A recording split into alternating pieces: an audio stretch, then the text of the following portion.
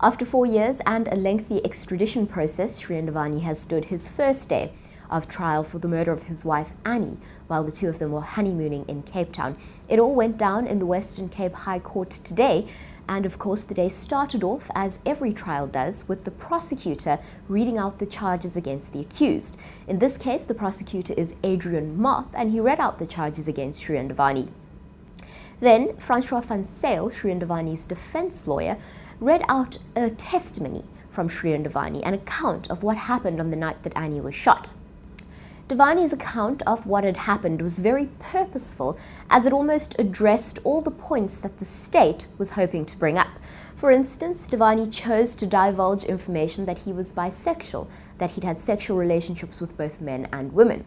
Well, why is this significant, you may ask? It's quite significant because part of the state's case is that Dewani was in a homosexual relationship with another man and in a marriage that he was unhappy with, and he somehow wanted to get out of his marriage with Annie.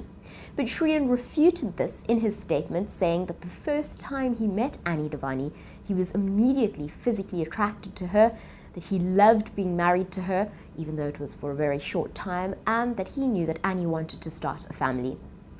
The state called its first witness, Dr. Jeanette Verster, who is a forensic pathologist. She also examined Annie's body after the shooting. She described how Annie Dewani was shot at a very close range and how she was lying on her right side. It was then the turn of Francois van Zyl to cross-examine Dr. Verster. He asked Dr. Verster if she would be able to determine where the assailant was standing when this person shot Annie. Dr. Verster said that while she could say where the muzzle of the gun was, and that was on Annie's neck, she wasn't able to say where this person was standing. It was determined at the end of proceedings that Annie was shot in the neck and that she would have bled out within a few heartbeats because of her injuries. Of course, it was very painful for the family of Annie to hear. They were all in court and they really struggled to hear this testimony. News 24 reporter Roy McKenzie told us that images or video footage was shown in court of Annie's body in the vehicle.